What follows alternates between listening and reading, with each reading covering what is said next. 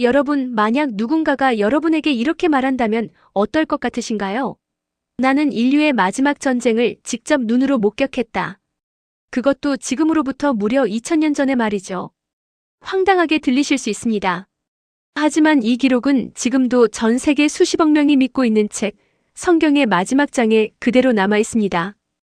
2억 명의 군대, 인류 3분의 1의 죽음, 하늘에서 쏟아지는 불과 유황, 그리고 세상을 지배하는 단 하나의 숫자, 666.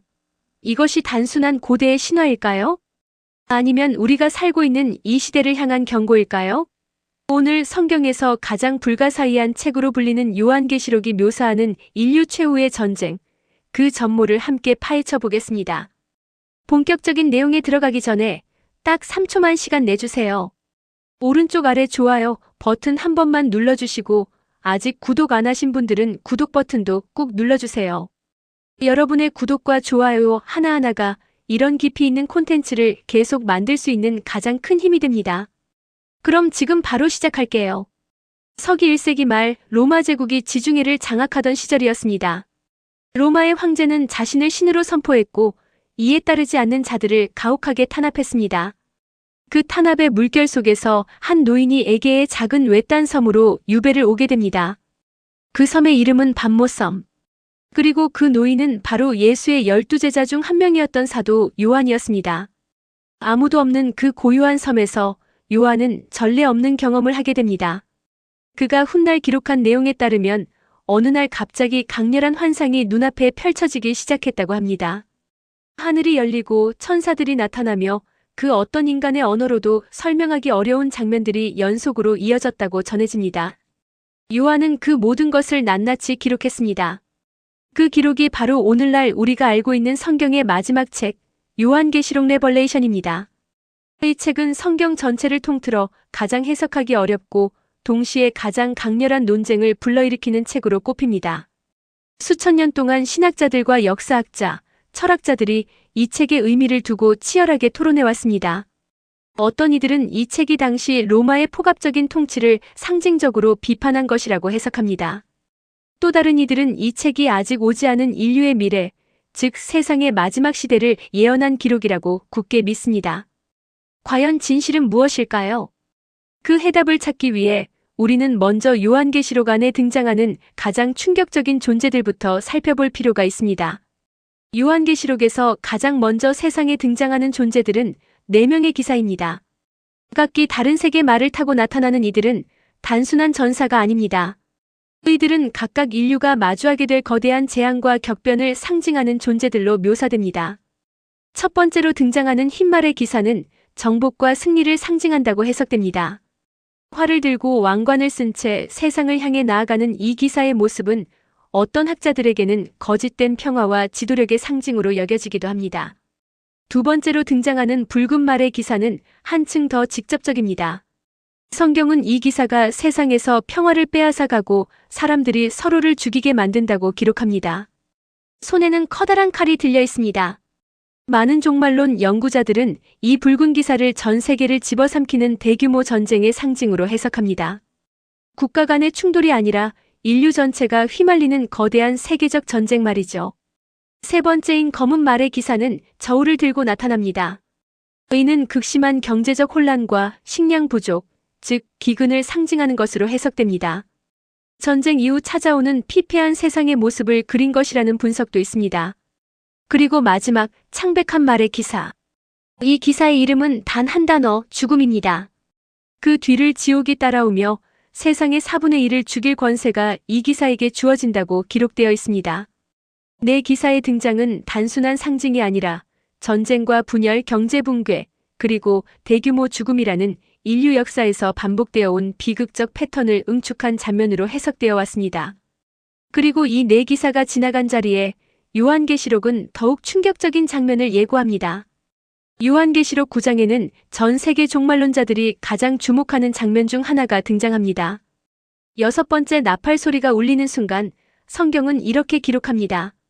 유브라데스 강 근처에 묶여있던 네 천사가 풀려나고 그 순간을 기다리고 있었던 것처럼 거대한 군대가 모습을 드러냅니다. 그 군대의 규모는 상상을 초월합니다. 무려 2억 명. 이 숫자는 단순한 과장이 아닙니다. 고대 세계에서 2억이라는 숫자는 인류 전체의 수에 해당할 정도로 압도적인 규모였습니다. 현대적 관점에서 보더라도 2억 명의 군대는 전 세계 어떤 국가도 단독으로 동원하기 불가능한 규모입니다. 그리고 이 전쟁의 결과는 처참합니다. 성경에 따르면 이 전쟁으로 인해 인류의 3분의 1이 죽음을 맞이하게 된다고 기록되어 있습니다. 현재 전 세계 인구가 약 80억 명이라는 점을 감안하면 이는 약 27억 명에 해당하는 숫자입니다. 여기서 특히 흥미로운 것은 이 전쟁의 방식입니다. 요한계시록은 이 군대가 불과 연기와 유황을 내뿜으며 사람들을 죽인다고 묘사합니다. 이 표현이 현대의 폭발물 혹은 핵무기의 폭발 장면과 유사하다는 점에서 많은 현대 종말론자들은 이것이 핵전쟁이나 대량 살상무기를 암시하는 장면이라고 주장하기도 합니다. 물론 이에 반론을 제기하는 학자들도 많습니다.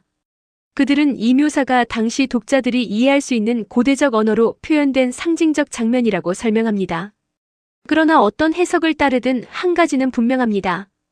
요한계시록이 그려내는 전쟁의 규모와 참혹함은 인류가 지금껏 경험한 어떤 전쟁과도 비교할 수 없는 수준이라는 것입니다. 그리고 이 모든 전쟁의 끝에 가장 거대한 마지막 전투가 기다리고 있습니다. 아마겟돈이라는 단어는 오늘날 영어권에서 거대한 재앙이나 종말적 사건을 뜻하는 일반 명사처럼 쓰입니다. 그 어원이 바로 요한계시록에 등장하는 이 마지막 전쟁의 장소입니다. 히브리어로 하르 무깃도와 에미쥐아이디디오, 즉 무깃도 산을 의미하는 이 지명은 실제로 오늘날 이스라엘 북부에 존재하는 역사적인 장소입니다. 고대부터 이 지역은 수많은 문명이 충돌한 격전지였습니다. 이집트, 아시리아, 바빌론, 로마에 이르기까지 셀 수 없이 많은 군대가 이 평원에서 맞붙었습니다. 요한계시록은 인류 역사의 마지막 순간 전 세계의 왕들과 그 군대들이 모두 이 장소로 모여든다고 기록합니다. 그 중심에는 짐승이라 불리는 존재와 거짓 선지자가 있습니다. 많은 종말론 신학자들은 이 짐승을 적그리스도라고 부릅니다. 이 존재는 단순한 군사적 지도자가 아닙니다. 그는 전 세계의 정치와 경제를 장악하고 사람들을 자신의 의지 아래 통제합니다. 요한계시록에서는 그가 모든 사람에게 특정한 표를 받도록 강요하며 그 표 없이는 어떠한 경제 활동도 할 수 없게 만든다고 기록합니다. 그리고 그 표와 연결된 숫자, 바로 666이 등장합니다. 아마겟돈 전쟁이 시작되면 세상은 전례 없는 혼란에 빠져듭니다. 강과 바다가 피처럼 변하고 태양의 열기가 극도로 강해지며 사람들을 태웁니다. 거대한 지진이 도시들을 무너뜨리고 하늘에서는 거대한 우박이 쏟아집니다. 이 묘사들은 자연재해인지 전쟁의 결과인지 혹은 신의 심판인지 수천 년 동안 해석이 엇갈려왔습니다. 그러나 요한계시록은 이 모든 혼란 속에서 결국 인간의 힘으로는 이 전쟁을 끝낼 수 없다는 결론을 향해 나아갑니다. 요한계시록의 결말은 인류의 패배로 끝나지 않습니다. 성경에 따르면 아마겟돈 전쟁의 절정에서 하늘이 열리고 전혀 예상치 못한 방식으로 전쟁이 종결된다고 기록합니다. 악을 상징하는 세력은 패배하고 짐승과 거짓 선지자는 심판을 받습니다. 그리고 이후 천년의 평화로운 시대가 이어진다고 묘사됩니다. 그 다음에는 인류 역사 전체에 걸친 마지막 심판이 진행됩니다. 죽은 자들이 일어나 자신의 행위에 따라 심판을 받게 된다고 기록되어 있습니다.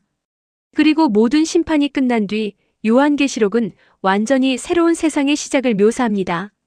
눈물도 고통도 죽음도 없는 새로운 세계. 성경은 이것을 새 하늘과 새 땅이라 부릅니다. 이 결말은 요한계시록의 핵심 메시지를 담고 있습니다. 그것은 단순히 세상이 끝난다는 이야기가 아닙니다. 오히려 지금의 세상이 가진 모든 고통과 불의가 끝나고 전혀 다른 차원의 새로운 시작이 열린다는 이야기입니다. 그렇다면 우리는 요한계시록을 어떻게 받아들여야 할까요? 어떤 이들에게 이 책은 고대 신앙 공동체가 박해의 시대를 버티기 위해 기록한 희망의 문서입니다. 또 다른 이들에게는 수천 년의 시간을 넘어 지금 이 시대를 향해 울리는 경고의 메시지입니다. 그리고 또 다른 시각으로는 인류가 역사 속에서 반복해온 전쟁과 탐욕, 권력의 남용이 어떤 결말을 맞이하는지를 상징적으로 보여주는 거울이기도 합니다. 어떤 해석이 옳은지는 아무도 단정할 수 없습니다. 그러나 한 가지만은 분명합니다. 2000년 전 외딴 섬에서 한 노인이 기록한 이 이야기가 지금도 전 세계 수십억 명의 마음속에 깊은 울림을 주고 있다는 사실. 그리고 그 울림의 핵심에는 언제나 같은 질문이 담겨 있다는 것입니다. 인류는 지금 어디를 향해 가고 있는가? 그리고 그 끝에서 우리는 무엇을 마주하게 될 것인가? 오늘 영상 어떠셨나요? 요한계시록에 대해 더 깊이 알고 싶은 부분이 있다면 댓글로 남겨주세요. 다음 영상에서 더욱 흥미로운 주제로 찾아오겠습니다. 지금까지 시청해주셔서 감사합니다.